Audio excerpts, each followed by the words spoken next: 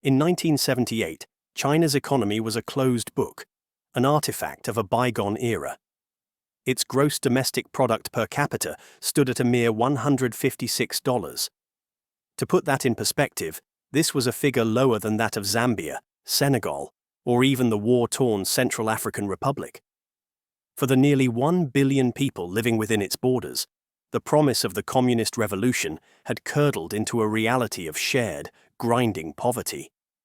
Decades of rigid central planning, ideological purges, and profound international isolation had left the nation stagnant, inefficient, and exhausted.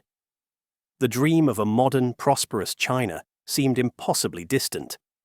Yet, just 4 decades later, that same nation would stand as the world's second-largest economy, a titan of manufacturing and technology that had lifted an astonishing 800 million of its citizens from the grip of poverty.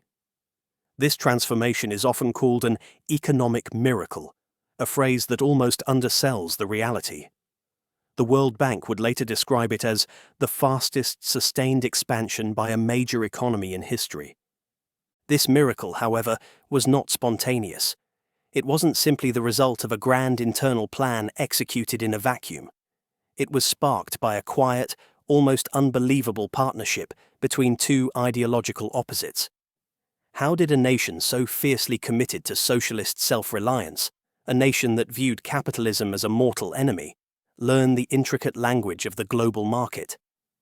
The answer lies with an unlikely teacher: the World Bank. This is the story of how the world's premier capitalist institution taught communist China how to get rich.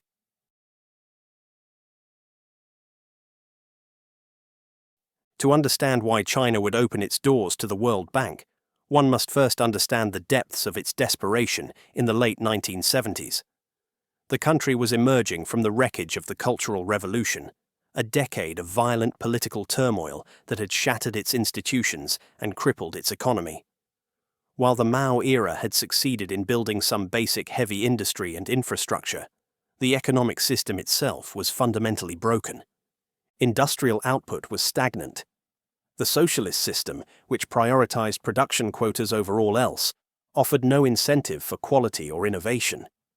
State-owned factories churned out goods that were often shoddy and outdated, using technology largely derived from 1950s Soviet designs. The economy was a machine built for mobilization, not efficiency. For the average person, life was a monotonous struggle. Food was strictly rationed. Despite a population that had nearly doubled since 1950, grain output per capita had grown by a meager 11% in the 26 years leading up to 1978. Clothing was a uniform of blue and grey, with cotton cloth rationed to just 4 to 6 meters per person per year. Consumer goods were scarce. A bicycle, a sewing machine, a wristwatch. These were the primary symbols of middle-class aspiration. A television set was a rare and coveted luxury. While the Communist Party had delivered on some basic promises, life expectancy, at 64 years, was high for such a poor country. It had profoundly failed to raise material living standards. The system had provided subsistence, but not prosperity. The death of Mao Zedong in 1976 didn't just create a power vacuum, it triggered an existential crisis for the party itself. The old guard knew that the Maoist model of perpetual class struggle and top-down command had led to disaster, including the Great Famine, which had killed tens of millions. China was economically stagnant, politically fractured, and almost entirely cut off from the rest of the world. For the Communist Party to maintain its grip on power, it needed a new mandate, a new promise. It needed to deliver a better life for its people. A new path was not just an option, it was essential for survival. The man who would chart this new path was Deng Xiaoping. A veteran of the Long March and a lifelong communist, Deng was also a pragmatist who had been purged from the party twice during the Mao era. He had seen the system's failures from the inside and understood, with brutal clarity, that radical change was necessary. His guiding philosophy was captured in a now famous aphorism: "It doesn't matter if a cat is black or white, as long as it catches mice." For China, This was a revolutionary idea. It signaled a monumental shift away from ideological purity and toward practical results. In December 1978, Deng consolidated his power and officially launched the policy of reform and opening up. The new focus was on the four modernizations: agriculture, industry, national defense, and science and technology. This was a fundamental pivot. The party's work would no longer be about class struggle, it would be about socialist modernization. But there was a problem. While Deng and his circle of reformers knew what they wanted to achieve, they had almost no idea how to do it. After 3 decades of isolation, China's leaders were experts in running a planned economy, but were novices in the ways of the market. How do you set prices, if not by central decree? How do you manage foreign investment? How do you create incentives for innovation? How does a market economy actually work? These were questions for which China had no answers. Deng famously described his own strategy as crossing the river by feeling the stones. It was an admission of uncertainty, a recognition that they would have to learn as they went. They needed a guide, a source of knowledge from the world they had so long shunned. They needed a teacher. The first step was to take a seat at the global table. In a deliberate and strategic move, the People's Republic of China decided in 1980 to formally join the World Bank and the International Monetary Fund, assuming the membership seat that had been occupied by the Republic of China, Taiwan, since 1945. This was not a rash decision. The Bank of China had already sent observation missions abroad, and their conclusion was clear. Membership in these institutions was essential to gain access to the foreign capital, technology, and, most importantly, the expertise needed for modernization. The pivotal moment came in April 1980 in the Great Hall of the People in Beijing. Deng Xiaoping sat down with a man who, on the surface, was his ideological opposite, Robert McNamara, the president of the World Bank. McNamara was the quintessential American technocrat, a former Ford Motor Company executive and the U.S. Secretary of Defense during the height of the Vietnam War. He was a pillar of the Western capitalist order. Yet, in that meeting, the two men found common ground. Deng, with characteristic bluntness, laid out his country's situation. "We are very poor," he told McNamara. "We have lost touch with the world. We are determined to modernize.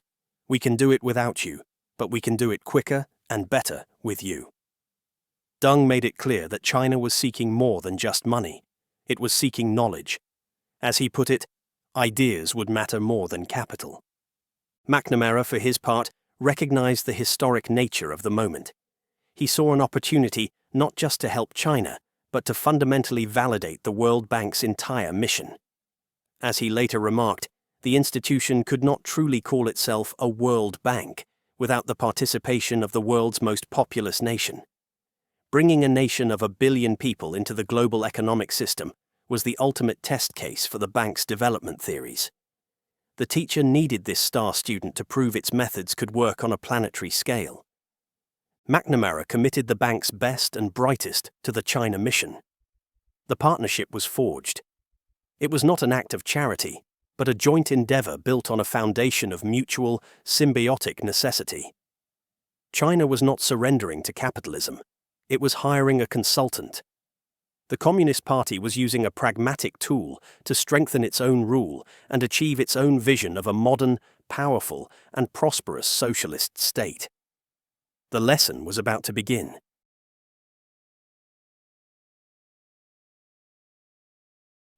The first lesson came in the form of a landmark report. In the fall of 1980, the World Bank dispatched its first full-scale economic mission to China. For months, a team of 32 experts, economists, agronomists, engineers, and sector specialists, traveled across the country. They were granted unprecedented access, poring over data that had long been treated as state secrets. The result, published in 1981, was a comprehensive multi-volume study titled China Socialist Economic Development. It was the first time anyone, including many in the Chinese government itself, had seen a complete, objective, data-driven picture of the Chinese economy. The report was, in essence, a look in the mirror for China's leadership. It acknowledged the country's real achievements in industrialization and providing basic needs like food, education, and healthcare. But it also delivered a stark, unvarnished diagnosis of the system's deep-seated flaws. The core problem was profound inefficiency, born from the rigidities of central planning. The bank's team found an economy riddled with waste. One of the most shocking findings was that Chinese industry consumed roughly 3 times more energy to produce $1 of GNP than the average for other developing economies. This was a system that could mobilize resources, but had no mechanism to use them wisely. The report identified the irrational price system as a primary culprit. In China's planned economy, prices were set by the state and reflected political goals, not economic reality. They signaled neither the true cost of production nor the scarcity of resources. This led to bizarre distortions and massive misallocations of capital and labor. State-owned enterprises, SOEs, the backbone of the industrial economy, had no real incentive to innovate, improve quality, or even turn a profit. Their goal was to meet the state's plan, regardless of cost. This objective diagnosis, coming from a respected international body, was invaluable. It served as a form of political cover for reformers like Deng, giving them the evidence and intellectual ammunition needed to push back against conservative hardliners within the party who were resistant to change. The World Bank was acting as an honest broker, an external validator that could speak truths that were politically difficult to voice from within. But the report was more than just a diagnosis. It was a prescription. It introduced Chinese officials to a new vocabulary, a new way of thinking about the economy. It laid out the core concepts of market economics, tailored for a socialist state. It advocated for gradual price reform, suggesting a dual-track system where state-set prices could coexist with market-driven prices, allowing the economy to adjust slowly. It proposed giving SOE managers more autonomy, including the right to retain a portion of their profits, creating a direct incentive for efficiency. And it introduced the fundamental concept of comparative advantage, the idea that China should focus its efforts on exporting things it could make cheaply, like textiles, while importing technology and machinery that were expensive to produce at home. This was the first chapter in China's new economics textbook. To test these radical new ideas, China, with the bank's encouragement, turned to a brilliant institutional innovation: the Special Economic Zone, SEZ. These were to be controlled laboratories for capitalism, small coastal enclaves where market forces could be unleashed under the watchful eye of the state. In these zones, foreign investors were welcomed with tax breaks, streamlined regulations, and legal protections that were unheard of in the rest of the country. The most famous of these laboratories was Shenzhen. In 1980, it was a sleepy fishing village of just 30,000 people, lying just across the border from the bustling capitalist metropolis of Hong Kong. Its transformation was explosive. Between 1980 and 1984, while China's national GDP grew at an already impressive 10% per year, Shenzhen's GDP grew by an average of 58% annually. It was a big bang of economic activity, fueled by investment pouring in from its neighbor. Hong Kong served as a vital gateway, providing the capital, the managerial expertise, and the connection to the global market that Shenzhen needed to thrive. By 1985, the 4 initial SEZs, Shenzhen, Zhuhai, Shantou, and Xiamen, were attracting a remarkable 26% of all foreign direct investment flowing into China. The experiment was a resounding success. It proved that market-oriented policies could generate wealth and jobs on a massive scale, and it provided a tangible model that could be studied and replicated. The feeling the stones approach was working. This gradual experimental method was perhaps the most crucial lesson of all. The World Bank's reports consistently advised against a shock therapy approach, warning that a sudden, complete decontrol of the economy would lead to chaos and social unrest. China's leadership heeded this advice. Unlike the post-Soviet states in the 1990s, which leaped headfirst into radical privatization and suffered economic collapse and institutional breakdown, China took its time. The SEZs and the dual-track price system were the embodiment of this cautious, pragmatic strategy. The teacher's curriculum was effective because it was designed for a slow, steady burn, not a sudden, self-destructive explosion. By the mid-1980s, the initial reforms had proven so successful that China's leadership was ready for the next level. Deng Xiaoping himself went back to the World Bank with a new, audacious question. The government had set a goal of quadrupling China's national income by the year 2000. Was this feasible? And if so, how could it be done? The bank's response was its second landmark report, China, Long-Term Development Issues and Options, published in 1985. This was the advanced course. It moved beyond the basics of market incentives and tackled the more complex, second-generation reforms needed for sustained, high-quality growth. The report advocated for strengthening competition, especially among SOEs, for more professional management of China's vast stock of public capital, and for developing social policies to manage the inevitable rise in inequality that came with marketization. Once again, the value of the report was not just in the text, but in the collaborative process behind it. The project involved deep engagement between bank experts and a generation of reform-minded Chinese officials and economists. Figures who would later become titans of Chinese policy, like future Premier Zhu Rongji, worked side by side with the bank's teams. The partnership also sponsored famous academic gatherings, like the Moganshan Conference, which brought together Chinese and international economists to debate the future of reform, building a critical consensus for the market-oriented path. The World Bank wasn't just delivering reports, it was facilitating a nationwide conversation. It was teaching a nation how to think about its own economic future.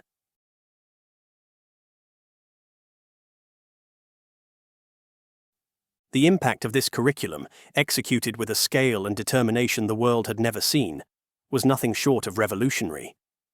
The numbers tell a story of a nation, and indeed the world, being fundamentally remade in the span of a single generation.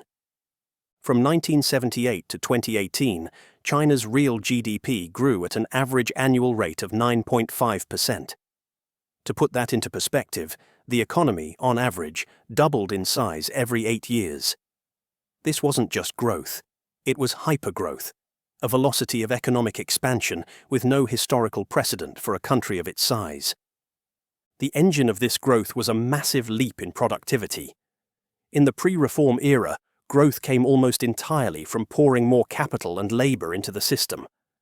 But after 1978, efficiency exploded. Productivity gains, which had been almost non-existent, suddenly accounted for over 42% of China's economic growth, a testament to the power of market incentives and competition. The opening up part of the policy was just as dramatic. Foreign trade, once a negligible part of the economy, became a torrent. From 1981 to 1994, exports grew by an average of 19% per year. China's share of global trade rocketed from less than 1% in the late 1970s to its current position as the world's undisputed export champion. But the most important number is the human one. The ultimate measure of this transformation was its impact on poverty. According to the World Bank's International Poverty Line, in 1981, a staggering 88% of the Chinese population lived in extreme poverty. By 2015, that number had fallen to 0.7%. In total, between 1981 and the late 2010s, China lifted nearly 850 million people out of destitution. This single achievement accounted for almost 3/4 of the entire global reduction in extreme poverty during that period. It was, and remains, the greatest anti-poverty program in human history. China's economic journey was mirrored by its journey through the institutional hierarchy of the World Bank itself. The speed of this role reversal is perhaps the most telling indicator of its success. The story began in 1981, with China as a recipient of loans from the International Development Association, the bank's fund for the world's poorest countries.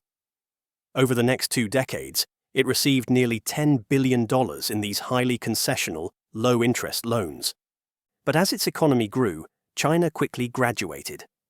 By 1999, it was no longer eligible for IDA funds and became a borrower from the International Bank for Reconstruction and Development, IBRD, the bank's arm for middle-income countries.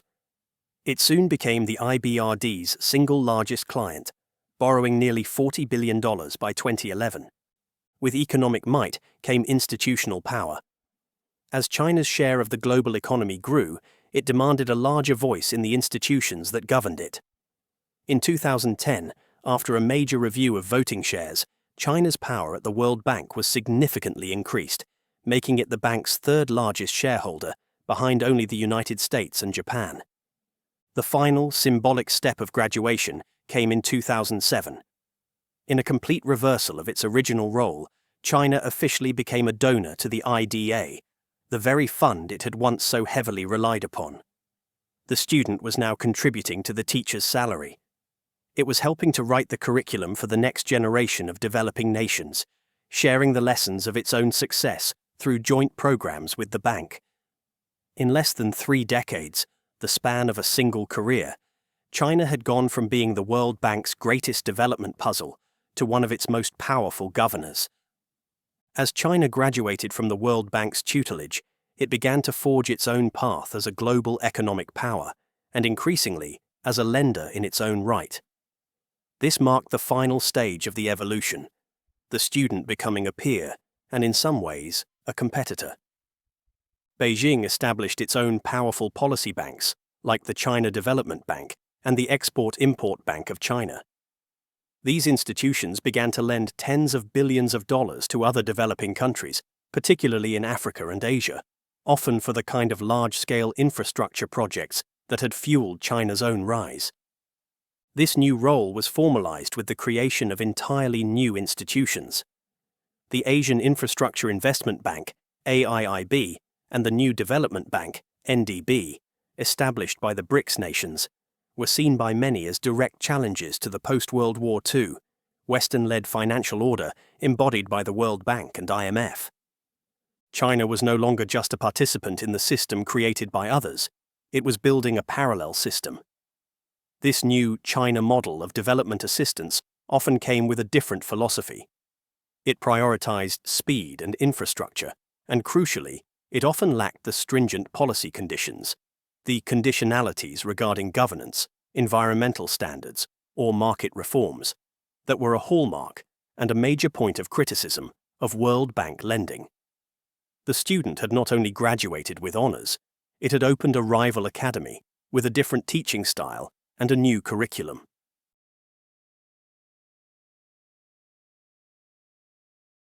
The story of China's economic miracle and the World Bank's role in it is a powerful one. But it is not the whole story. The relentless pursuit of growth at all costs came with a staggering price tag, creating a host of new problems that now challenge China's future. The teacher's curriculum, while effective in generating wealth, had unintended and severe side effects. The most visible cost of China's rapid, unchecked industrialization was an environmental catastrophe. For decades, GDP growth was the only metric that mattered, and the health of the country's air, water, and soil was sacrificed on the altar of progress. In China's booming cities, the air became a toxic soup.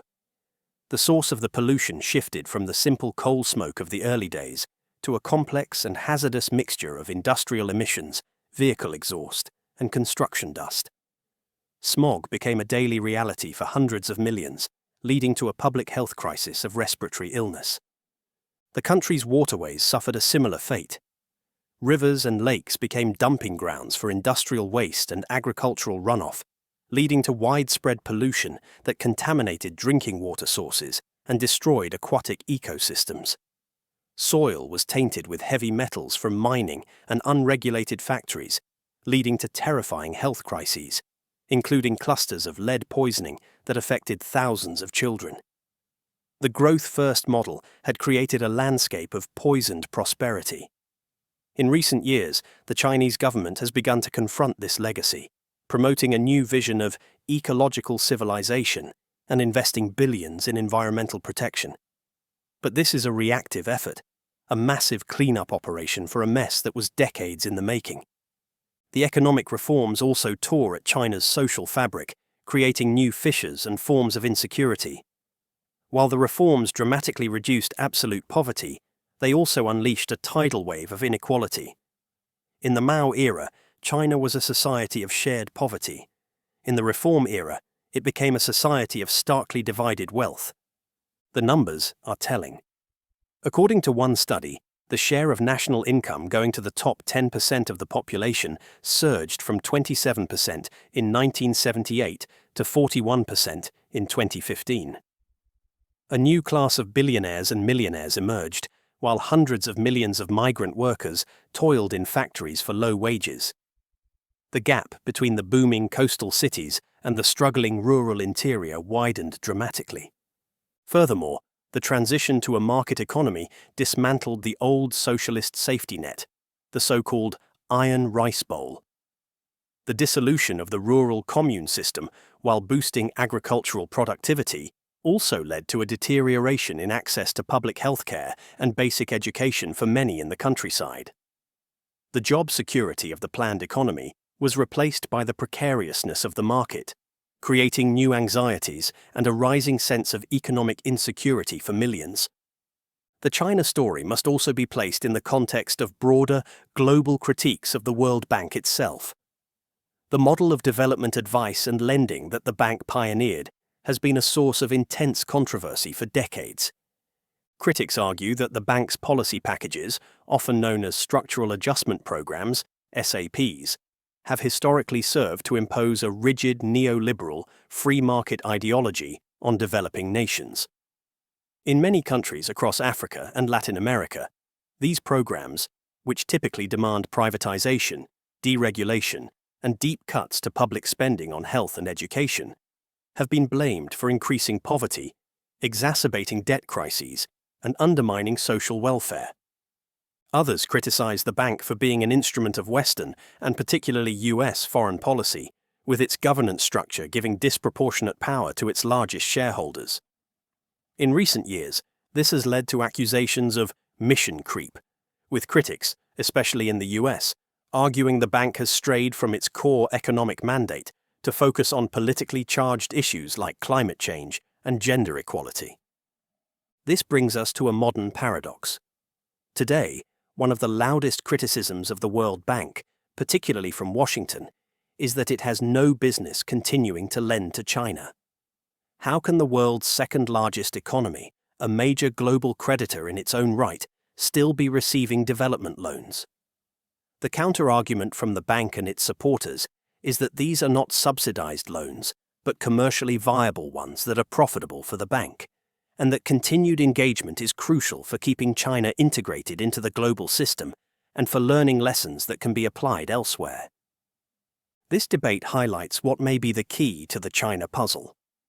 The World Bank's curriculum seems to have worked so spectacularly in China, while being criticized for its failures elsewhere, because of one crucial factor: agency. China was never a desperate debtor, forced to swallow whatever medicine the bank prescribed. It was a powerful, sovereign nation that invited the bank in on its own terms. It maintained absolute control over the pace and direction of reform, adapting the bank's advice to fit its own unique political system of socialism with Chinese characteristics. The lesson, perhaps, is that the teacher's model is only truly successful when the student is empowered, stable, and able to translate standardized theory into a bespoke, pragmatic practice, a condition that has been tragically rare in the history of global development.